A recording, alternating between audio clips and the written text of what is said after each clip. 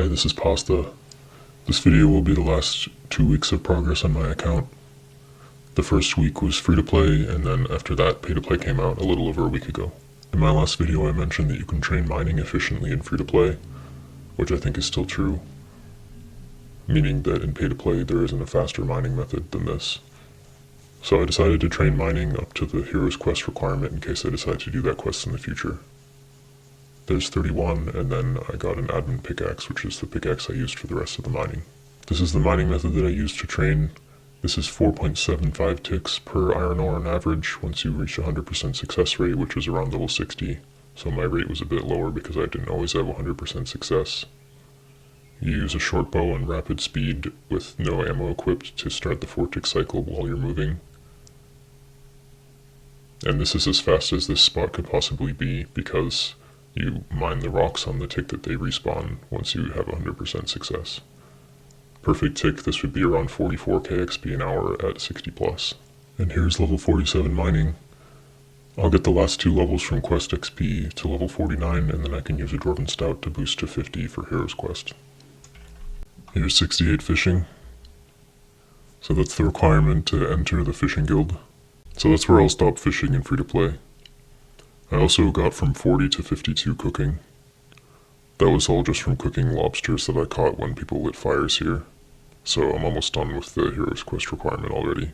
There's still about 3 days left for pay to play release, so I think I'll just continue woodcutting ewes until then and get a bit of post XP.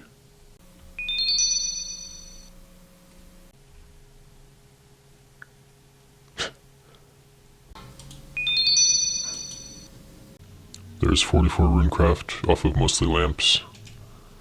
So I can now craft nature runes in pay to play, but I probably won't because I don't think they're very good. So here begins pay to play release. The first thing I did was pick up a snape grass for the Plague City quest, and then I fletched all of my logs into arrow shafts. I had the meats already prepared for druidic ritual, so I fletched headless arrows while completing that quest. Next, I wasted about 20 minutes getting a set of desert robes from the shop because it turns out they restock only once every 5 minutes, and there were far too many people trying to do this quest at the beginning of pay-to-play release.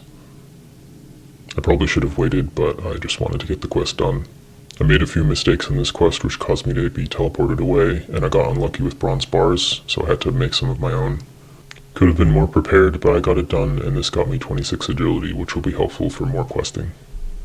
Next, I completed Hazel Cult and Tribal Totem for thieving XP. Next on my list is the Jungle Potion quest, and with this quest I tested all of the herbs to see if any of them were farmable, and the Rogue's Purse in the Joker Cave is farmable. You can repeatedly pick these up every tick and then identify them for 2.5 XP each and then drop them. It would be an extremely click-intensive method, but is probably the fastest way to get herblore for self-sufficient accounts, and not a bad option for low-level training for any account.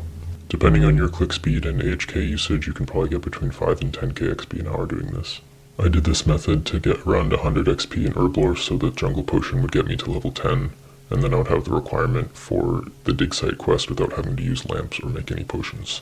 And that's Jungle Potion done. Next I went and got myself 5 pairs of Boots of Lightness so that I'd have placeholders and I could risk them in the wilderness if I want to. A few more quests. Here's Murder Mystery, Plague City, the Dig Site, Monk's Friend, and finally Dwarf Cannon. After this I wanted to get my thieving level to 55 so I could pickpocket Knights of Ardoin. I heard that doors were the way to go, so I started by doing the Magic Axe Hut door in Members Wilderness. After that I did the Pirate Hut door, which was a bit better XP, and then finally I did the Chaos Druid Tower door until 55, which is the best XP at that level. These doors are between 20 and 30k XP an hour as you level up, so they're noticeably faster than anything else that you can do. Now that I have 55 thieving, I plan to wait to train it further until the next update, which is going to reduce the stun timer from 13 ticks to 10 ticks, which will make pickpocketing a bit faster. Next on my list is 51 magic so that I can use teleport to Ardoin. Before Members release, I banked enough runes to splash Curse for this level. I don't have 40 ranged, so I couldn't use a staff, so I had to use up all of the runes.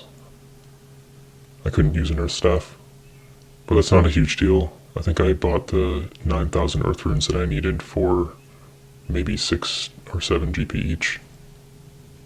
I decided to do it at the fishing guild because I could buy feathers from Rochi every few minutes for a pretty good price. This took about 3 hours to get to level 51 and is probably the cheapest way to do it. The main reason I did it this way though is because I don't want to gain hit points XP because I want to keep my combat level low. If my combat level stays below 46, then I can left click pickpocket Knights of Ardoin, which makes a pretty big deal for thieving. I've started AFK training fishing at the fishing guild with lobsters, so here is level 70. I was initially undecided on whether I would do any members quests that give combat XP, but I did decide to do Tree Gnome Village and later the Grand Tree. These both give just attack XP, and looking at a combat level calculator I realized that these attack levels would not gain me a combat level, because my combat level is still magic based, so as long as I don't gain defense or hit points levels, I won't gain any combat levels for a pretty long time. These quests have some useful rewards, and I also wanted to get 40 attack so I could equip my rune axe. Next on the list of exciting pay-to-play skilling content is the monkey bars, which are the fastest way to train agility until level 52 when you unlock the wilderness agility course.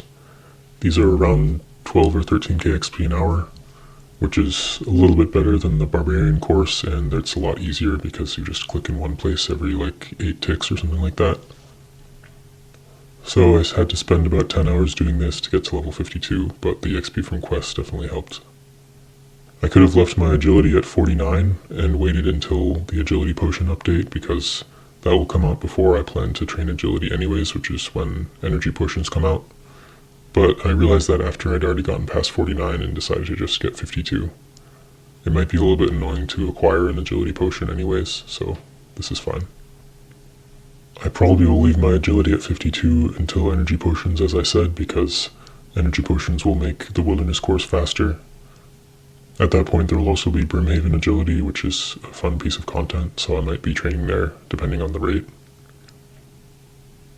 There's also going to be a 50% buff to the effectiveness of agility for restoring your run energy in the next game update. So that's also a buff to agility and rune crafting and anything else where you need to run around. Agility only benefits at certain cutoff levels though, and the next one for me is 54, so there's a chance I might go to the wilderness course for 2 levels if I find myself needing a bit more run energy. Since I was only a few inventories away, I decided to finish 53 cooking, which is a hero's quest requirement. I'm undecided if I'll do Hero's Quest because I have to do Dragon Slayer, which gives defense levels, which means I would gain combat levels, so I'm just going to wait and see if I need the quest reward or not. The only useful reward is being able to charge glories, which I don't own any of right now and they're overpriced, so I'm going to wait longer before I buy any glories. The quests I did got me to 39 attack, so I used a few lamps to finish the last level, so now I have 40 and I can equip my rune axe, which will be good for future woodcutting.